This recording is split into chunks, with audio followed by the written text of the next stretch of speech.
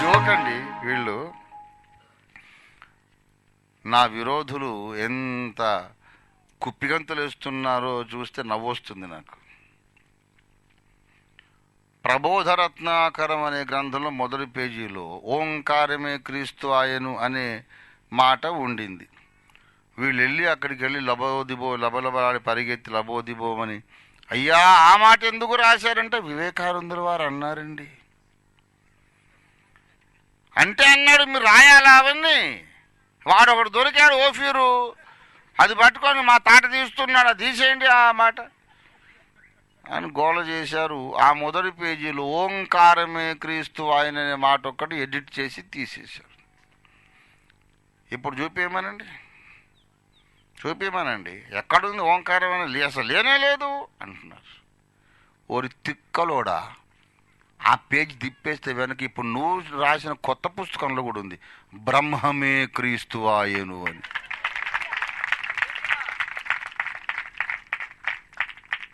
అంటే అప్పుడు యేసు దేవుడు అని అర్థం కాదు. Idiot of the first order. Ranjit ఓఫీర్ అంటే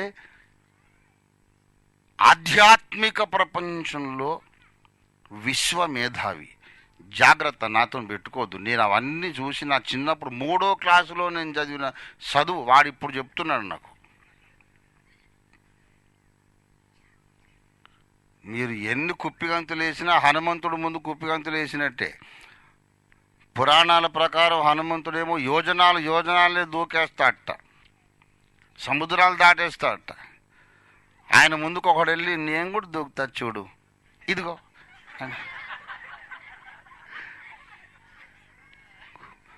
అని హనుమంతుడు ఉండి ముక్కును వేలేసుకుని రాచు, బలి దూకెవరా నువ్వు.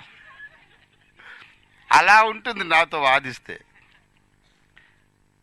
నేను ఇప్పుడు చెప్తున్న 10th జనరేషన్ ఆఫ్ ఆర్గ్యుమెంట్ వరకు ఇంకా పుట్టలేదు నాతో గెలిచేవాడు. ఇంకా పుట్టలేదు, పుట్టడు కూడా.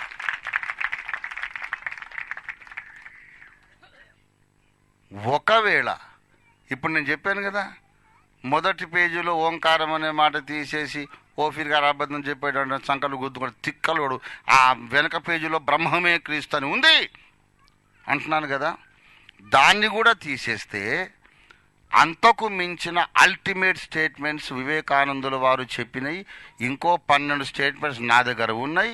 అవి ఎక్కడున్నాయో వాళ్ళకు తెలియదు.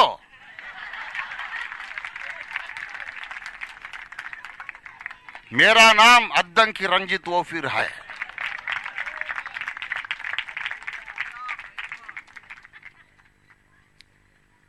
सारा दुनिया में सवाल పెట్టుకోవద్దు నాతో. కైమా కొడతా,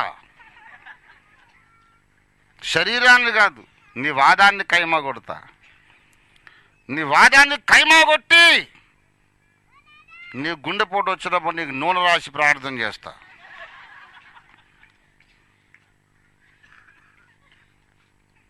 ఎందుకు తమ్ముడు నాతో పెట్టుకుంటారు? స్వామి వివేకానందుల వారు జ్ఞానయోగము అనే గ్రంథం రాశారు. ఆ గ్రంథం నా దగ్గర ఉంది, మొన్నే తెప్పించుకున్నా. దాంట్లో ఏమన్నాడో తెలుసు ఆయన? వేదాంతము, థియాలజీ, ఫిలాసఫీ అనే దాని యొక్క అల్టిమేట్ గోల్ ఏమిటంటే unifying all the religions, not dividing. వేదాంతం అనే దానికి ఉన్న గోల్ ఏమిటంటే అన్ని మతముల యొక్క ఏకీకరణము కొరకు పనిచేసిన వాడే వేదాంతి. కానీ నువ్వు వేరు నేను వేరు, నా మతం గొప్ప నీ మతం పనికి మాలిందని చెప్పిన వాడు వేదాంతి కాడు. అందుకు వేదాంతి అక్కరలేదు. Any fool on the road, any fool stupid on the road will suffice to divide the humanity. మానవ జాతిని చీల్చడానికి ఏ ఫూల్ అయినా సరిపోతాడు. వేదాంత పండితుడు ఎందుకు కావాలంటే ఏకీకరణ చేయడానికి.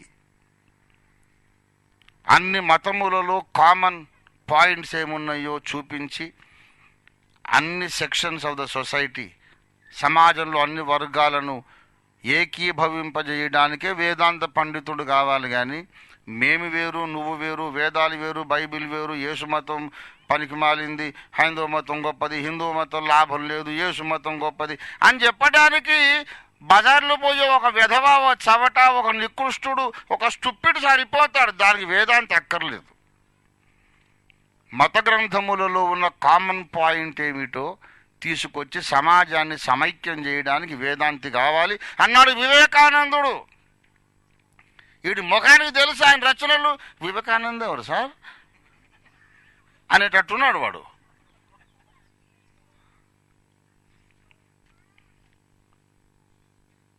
అన్ని మత గ్రంథములలో ఉన్న కామన్ పాయింట్స్ అన్ని లాక్కొచ్చి సమాజమును ఏకము చేయడానికే వేదాంత పండితుడు కావాలి అని వివేకానందులు అన్నారు. ఖచ్చితంగా ఆ పని చేస్తున్నవాడు ఈ తరములో వేదాంతి అద్దంకి రంజిత్ ఓఫీ. అదే నేను చేసే పని. ఇంకెవడైనా ఉన్నాడేమో నాకు చూపించండి. మరి చేతనైతే నువ్వు అదే చెయ్యి.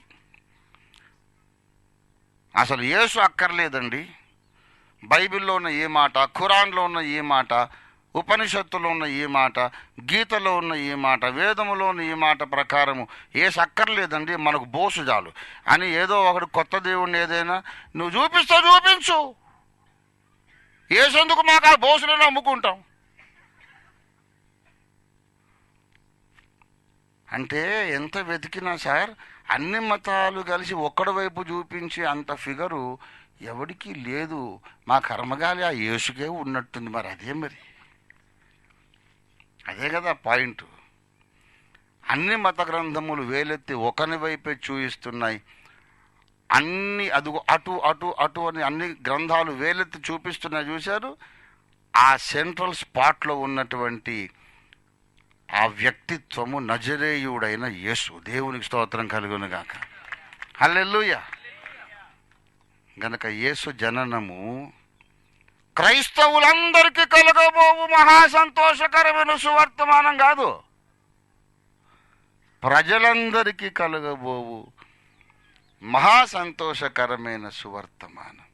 ఇదిగో నేను మీకు తెలియజేయుచున్నాను. అదేమనగా ఇప్పుడు నేను ప్రసంగం ముగించుచున్నాను. దేవుని స్తోత్రం. హల్లెలూయా. రక్షకుండు దయించినాడట మన కొరకు పరమా రక్షకుడు. అందరము లేచి నిలబడదాం.